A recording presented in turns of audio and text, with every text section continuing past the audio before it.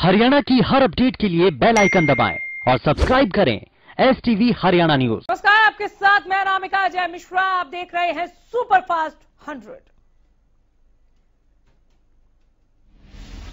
देश में कोरोना संक्रमण की बेकाबू रफ्तार से हालात चिंताजनक हो गए हैं। हर दिन कोरोना मामलों का रिकॉर्ड टूट रहा है। देश में 195 दिनों के बाद रिकॉर्ड 89,000 से ज्यादा नए कोरोना केस सामने आए। स्वास्थ्य मंत्रालय की ताजा रिपोर्ट के अनुसार पिछले 24 घंटों में 89,129 नए कोरोना केस आए। 714 लोगों की जान चली गई, हालांकि 44,202 ठीक भी हुए।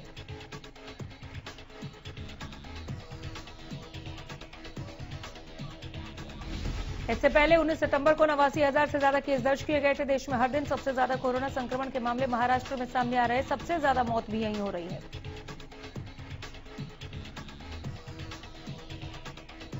महाराष्ट्र में 24 घंटे में कोरोना के 47,827 नए मामले सामने आए। महामारी की शुरुआत के बाद से ही राज्य में एक दिन में सबसे ज्यादा मामले आए हैं।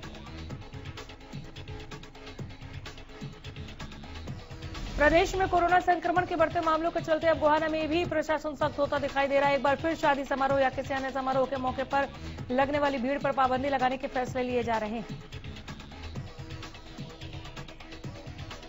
लोग कोरोना की चपेट में न आए, इसे लेकर गोहाना के एसडीएम ने संबंधित अधिकारियों को निर्देश दिए हैं कि किसी शादी या अन्य समारोह से 50 से ज्यादा लोग एकत्रित नहीं होंगे। इस समारोह में आयोजकों को समारोह के लिए एसडीएम से अनुमति लेनी होगी।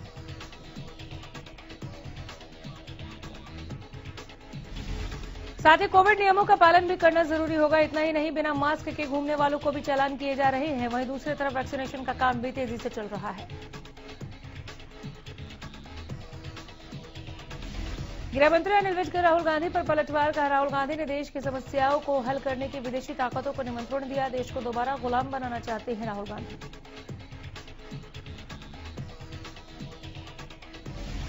फरीदाबाद के निकिता हत्याकांड मामले में पीड़ित परिवार को आदेश की कॉपी मिली। आदेश की कॉपी का अध्ययन वकील करेंगे। दोनों दोषियों को फांसी के लिए हाईकोर्ट में अपील करेंगे।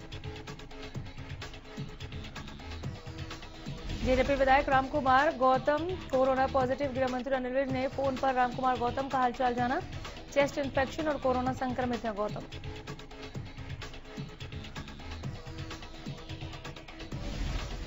कृषि कानूनों के खिलाफ बीजेपी नेताओं का विरोध थमने का नाम नहीं ले रहा। फतेहाबाद में किसानों ने बीजेपी कार्यालय का घेराव करके जमकर नारेबाजी की।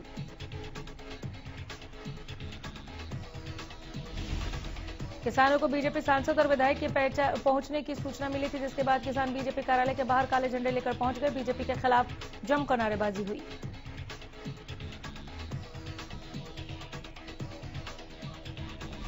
इस दौरान किसानों ने राकेश टिकैत पर हुए हमले का भी आरोप बीजेपी पर लगाया। किसानों के विरोध की सूचना मिलने के बाद बीजेपी कार्यालय में सांसदों और विधायकों की मीटिंग को रद्द किया गया। किसान नेता राकेश टिकैत पर राजस्थान के अलवर में हुए हमले को लेकर ढासा बॉर्डर पर धरने पर किसानों में नाराजगी देखने को मिल रही है।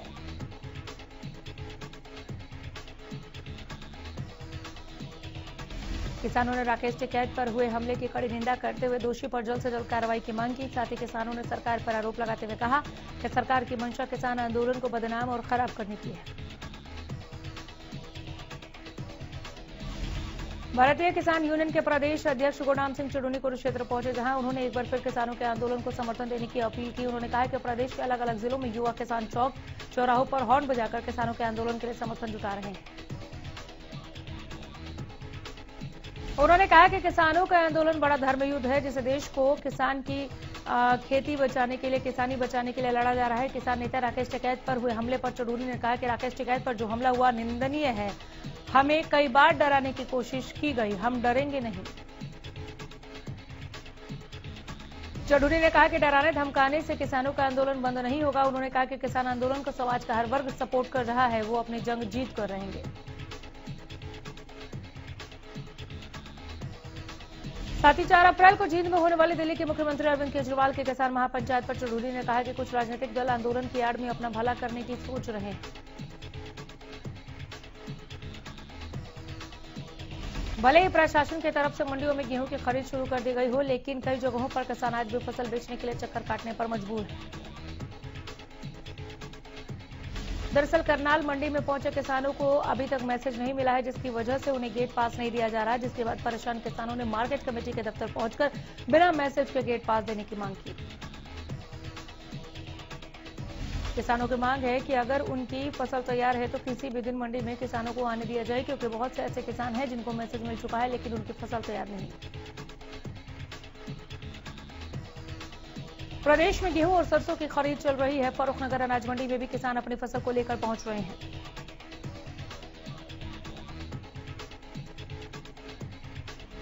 गुरुग्राम पहुंचे डिप्टी सीएम दुष्यंत चौटाला ने कहा कि जो भी रजिस्टर्ड किसान हैं उनकी फसल को तुरंत खरीदा जाए।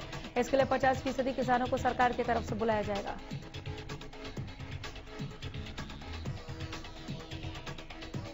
बीस फीसदी किसान जो चाहते हैं कि उनकी फसल पक चुकी है, तय समय से पहले सरकार उनकी फसल खरीदे, 24 घंटे में उनको टोकन दिया जाएगा। वहीं आड़तियों को भी 30% अधिकार दिया गया है, जिससे आड़ती के माध्यम से भी किसान रजिस्टर करा सकते हैं। हमारी कोशिश के ही किसान को परेशान ना होना पड़े, ये कोशिश है। महामारी में मंडियों में अव्यवस्था न फैले, ये भी प्रयास है। डिप्टी सीएम ने दावा किया कि प्रदेश के किसानों का एक एक दाना खरीदेंगे। हरियाणा में पैदा होने वाला बाजरा अब मशहूर कंपनियों के बिस्किट का स्वाद बढ़ाएगा। इसे लेकर राज्य सरकार ने विभिन्न बिस्किट कंपनियों और बेकरी उत्पादकों से संपर्क साधा है। इस बात की जानकारी प्रदेश के कृषि मंत्री जेपी दलाल ने दी। कृषि मंत्री जेपी दलाल ने भिवानी में बताया कि प्रदेश सरकार ने पिछले सीजन में 7,70,000 मीट्रिक टन बाजरे की खरीद न्यूनतम समर्थन मूल्य 2150 रुपए पर की। इसके रखरखाव पर 2400 रुपए प्रति क्विंटल का खर्च आया, जबकि बाजार भाव 1100 से 1200 रुपए प्रति क्विंटल ही है।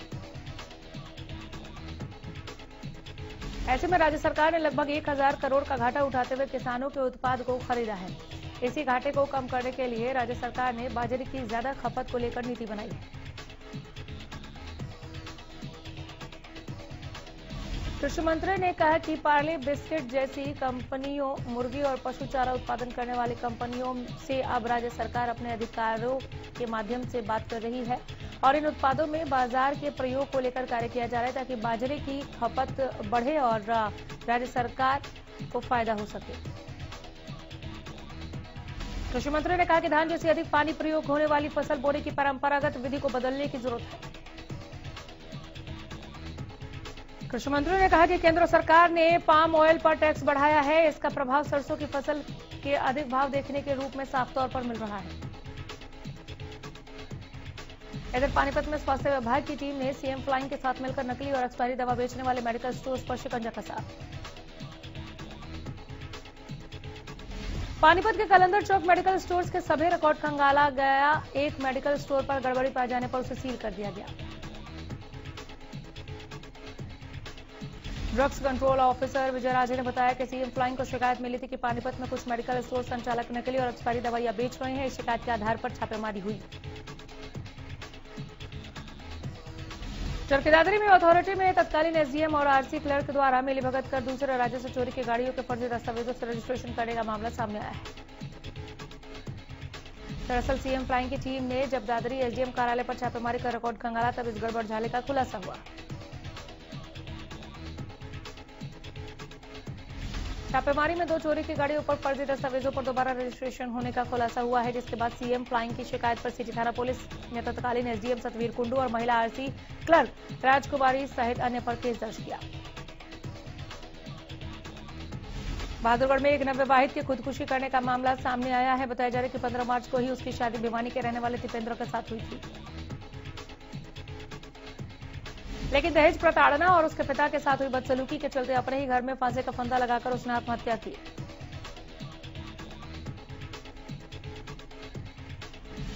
विवाहिता बहादुरगढ़ के सेक्टर 7 की रहने वाली थी। खुदकुशी से पहले उसने एक सुसाइड नोट भी छोड़ा था, जिसमें पति, जेठ, सास और ससुर को अपनी मौत का जिम्मेवार ठहराया। उधर घटना के बाद मौके पर पहुंची पुलिस ने शव को पोस्टमार्टम के लिए सरकारी अस्पताल भिजवा दिया। इस मामले में मृतका के पिता की शिकायत पर पुलिस ने 4 लोगों के खिलाफ मामला दर्ज कर जांच शुरू कर दी है। फरीदाबाद की खेड़ी थाने के अंतर्गत आने वाली आगरा कैनाल में एक व्यक्ति का शव नहर में मिलने से सनसनी फैल गई। नहर में शव मिलने की खबर स्थानीय लोगों ने पुलिस को दी, जिसके बाद मौके पर पहुंची पुलिस ने शव को नहर से बाहर निकलवाकर पोस्टमार्टम के लिए बीके सिविल अस्पताल भिजवा दिया है। अभी तक शव की शिनाख्त नहीं हो पाई है। खेड़ी थाना के एसएचओ ने बताया कि अगले 72 घंटे तक शव को शिनाख्त के लिए रखा जाएगा और आसपास के चौकी थानों में भी सूचना दे दी जाएगी। पुलिस का कहना है कि व्यक्ति डूबकर मरा है या फिर इसकी हत्या कर दी गई है। पोस्टमार्टम रिपोर्ट के बाद ही खुलासा हो पाएगा, जिसके बाद आगे की कार्रवाई की जाएगी। सोनीपत में 18 मार्च को हुए गैंगवॉर मामले में सोनीपत सीआईए 2 को एक बार फिर बड़ी सफलता मिली है। सोनीपत के कोर्ट परिसर में बदमाश अजय उर्फ बिट्टू की हत्या का प्रयास किया गया। इसके अलावा बदमाश बिट्टू के घर पर भी दूसरे गैंग के बदमाशों द्वारा हमला बोला गया। दूसरी गैंग के एक बदमाश अमित को सोनीपत सीआईए 2 ने गिरफ्तार कर लिया है। पुलिस ने अमित के पास से स्कॉर्पियो कार और एक बुलेट प्रूफ जैकेट भी बरामद की है। आपको बता दें कि सोनीपत में हुए गैंगवॉर में अजय उर्फ बिट्टू पर कोर्ट परिसर में गोलियां चलाई गई थी। इसके अलावा बदमाशों ने उसके पिता को गांव बरोना में गोलियों से भूनकर मौत के घाट उतार दिया था। इस गैंगवॉर के मुख्य सरगना गैंगस्टर रामकरण और अन्य 2 आरोपियों को पुलिस पहले ही गिरफ्तार कर चुकी है। मामले की जानकारी देते हुए सीआईए 2 इंचार्ज अनिल कुमार ने बताया कि हमने गैंगवॉर मामले में रोहतक निवासी अमित को गिरफ्तार किया है। हरियाणा कांग्रेस में संगठन विस्तार को लेकर गतिविधियां तेज हो गई हैं। हरियाणा कांग्रेस प्रभारी विवेक बंसल ने 5-6 अप्रैल को दिल्ली में हरियाणा के सभी जिलों के पर्यवेक्षकों को बुलाया है, जहां वो 2 दिनों तक पर्यवेक्षकों से फीडबैक लेंगे। इस दौरान प्रदेशाध्यक्ष कुमारी शैलजा भी मौजूद रहेंगी। विवेक बंसल ने बताया कि सभी पर्यवेक्षकों से मिले फीडबैक पर प्रदेश अध्यक्ष और प्रदेश प्रभारी मंथन करेंगे। रिपोर्ट पर मंथन के बाद हर जिले के पदाधिकारियों के लिए 3-3 नामों का पैनल बनाया जाएगा। इस पैनल से जिला अध्यक्ष और बाकी नियुक्तियों को फाइनल अप्रूव करने का काम पार्टी आलाकमान करेगी। अब यमुनानगर से मेरठ और शामली जाने वाले बस पकड़ने के लिए सहारनपुर नहीं जाना पड़ेगा। कैबिनेट मंत्री कंवरपाल गुर्जर ने हरी झंडी दिखाकर मेरठ और शामली के लिए बस को यमुनानगर से रवाना किया। कैबिनेट मंत्री कंवरपाल गुर्जर ने इस दौरान कहा कि इन बसों के चलने से यमुनानगर की जनता को लाभ होगा। इस दौरान मंत्री ने यमुनानगर डिपो की तारीफ भी की। इधर यमुनानगर के बाजार में अतिक्रमण हटाने पहुंची नगर निगम की टीम को भारी विरोध का सामना करना पड़ा। दुकानदारों ने निगम की कार्रवाई का विरोध जताते हुए अपनी दुकानों को बंद कर दिया। सड़कों पर उतरकर निगम के खिलाफ जमकर नारेबाजी की। इसके साथ ही दुकानदारों ने रेलवे स्टेशन रोड को भी जाम कर दिया। दरअसल निगम की टीम जिले में अतिक्रमण के खिलाफ स्पेशल ड्राइव के तहत रेलवे स्टेशन रोड पहुंची थी, लेकिन टीम ने जैसे दुकानदारों द्वारा किए गए अतिक्रमण को हटाना शुरू किया, निगम अधिकारी और दुकानदारों में हंगामा हो गया। दुकानदारों का आरोप है कि बिना किसी नोटिस या बुनियादी के निगम इस तरह कार्रवाई करता है। हंगामे की सूचना मिलते ही पुलिस भी मौके पर पहुंची और दुकानदारों को शांत कराया। सिरसा यातायात पुलिस ने कानून व्यवस्था को बनाए रखने के लिए बड़ा अभियान चलाया है। इसके तहत सभी चौराहों पर पुलिस के जवानों को तैनात कर दिया गया है।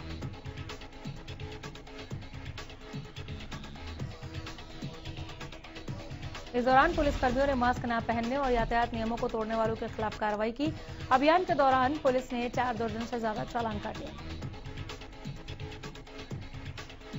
प्रभारी बहादुर सिंह ने बताया कि आज शाम को सदर बाजार में चालान काटने की प्रक्रिया शुरू की गई। उन्होंने बताया कि जागरूकता अभियान के बावजूद लोग लापरवाही बरत रहे हैं, जिसे देखते हुए चालान किए गए। कृषि कानूनों के खिलाफ किसानों का आंदोलन 129वें दिन भी जारी है, लेकिन इस गतिरोध का अब तक कोई हल नहीं दिख रहा। किसान अपनी मांग को लेकर बॉर्डर पर डटे हैं।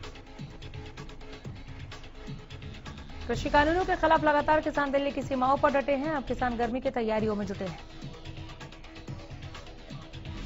सोनीपत के सिंगू बॉर्डर पर किसान ट्रॉलियों में ही गर्मी की व्यवस्था कर पहुंच रहे हैं। ट्रॉलियों में ही किसान 5 स्टार की तरह कमरा बनाकर सिंगू बॉर्डर पर आंदोलन में शामिल हो रहे हैं।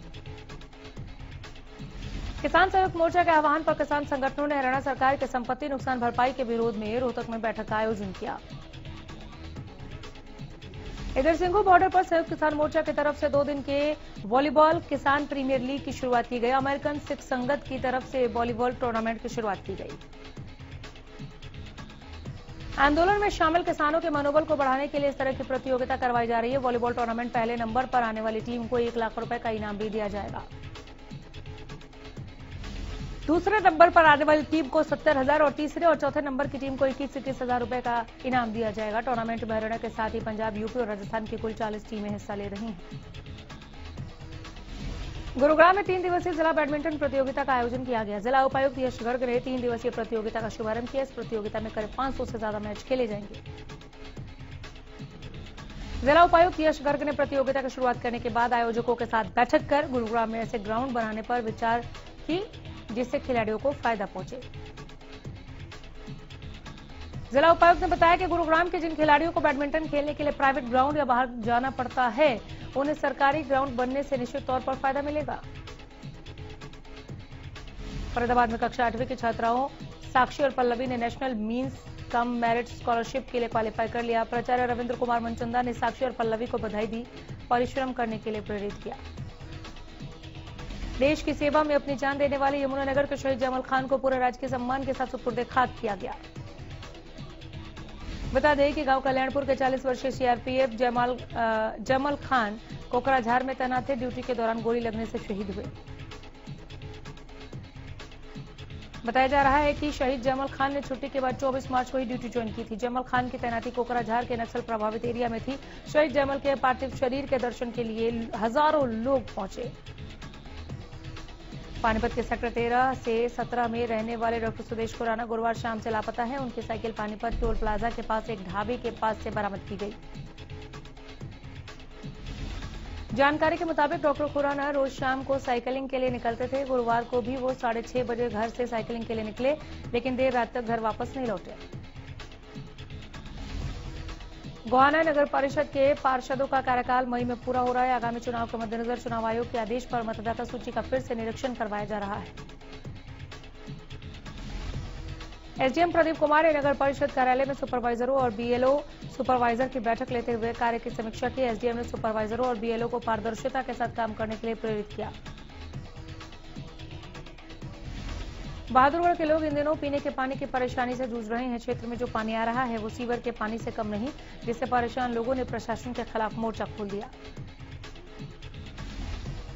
भवानीखेड़ा में ठेके पर लगे पूर्व सफाई कर्मचारियों ने हरियाणा जागृति मोर्चा के साथ मिलकर सरकार के खिलाफ मोर्चा बुलंद किया। नाराजगी इस कदर की इन्होंने तहसील परिसर में अपनी मांगे पूरी करने को लेकर जमकर नारेबाजी की। बकाया वेतन और नियमित किए जाने की मांग है इनकी।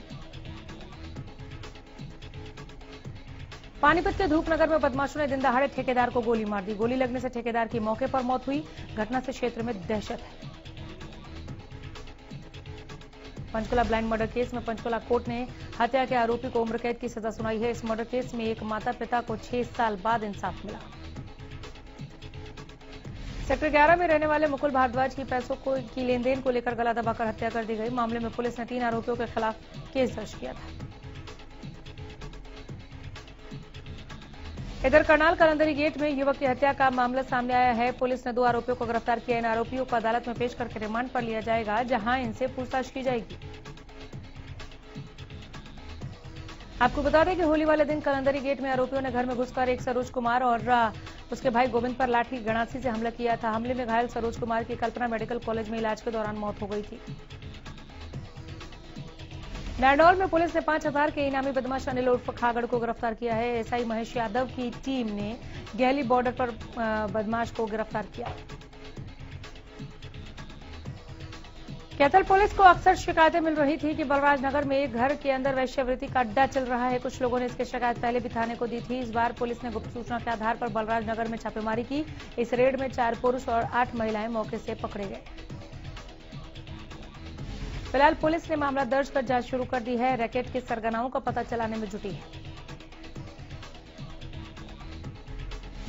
चरखीदादरी में झिंझर संवड़ मोड़ पर एक ही समय 2 अलग अलग बाइक पर सवार 2 दोस्तों की मौत हो गई। दोनों घर जाने के लिए निकले थे। एक का संतुलन बिगड़ गया, वो बाइक समेत नाले में जा गिरा। ये देखकर पीछे से आ रहे दोस्त का भी संतुलन बिगड़ गया। उसकी बाइक स्लिप हो गई, वो भी बाइक के साथ घसीटता चला गया। दोनों की मौत हो गई।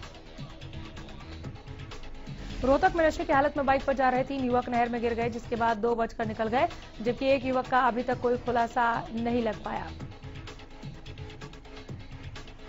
दरअसल रोहतक जिले के टिटौली गांव का सुभाष कल शाम घर से ड्यूटी पर जाने के कहकर निकला था, लेकिन सुभाष अपने 2 दोस्त और दलबीर सुरेश के साथ गांव की तरफ जा रहा था। इस बीच तीनों बाइक समेत नहर में जा गिरे। गुरुग्राम के सेक्टर 50 की किसान मंडी में भीषण आग लग गई। फायर ब्रिगेड की 4 गाड़ियों ने आग पर काबू पाया। शॉर्ट सर्किट के चलते आग लगी। लाखों का सामान जला है। अमेरिकी राष्ट्रपति जो बाइडेन ने विदेशी श्रमिकों के वीजा, खासतौर से H1B1 वीजा पर प्रतिबंधों की अवधि को समाप्त होने दिया। बाइडेन के इस कदम से हजारों भारतीय आईटी पेशेवरों को फायदा मिलने की उम्मीद है। आपको बता दें कि ट्रंप ने पिछले साल कोविड-19 संकट और देशव्यापी लॉकडाउन के बीच H-1B सहित कई अस्थायी या गैर प्रवासी वीजा श्रेणियों के आवेदकों के अमेरिका में प्रवेश पर रोक दिया था। देश में वैक्सीनेशन का तीसरा चरण चल रहा है। इसी कड़ी में फिल्म अभिनेता अमिताभ बच्चन ने कोरोना वैक्सीन की पहली डोज ले ली है। इस दौरान अमिताभ बच्चन ने सोशल मीडिया पर पोस्ट लिखते हुए कहा कि मेरी कोरोना वैक्सीन हो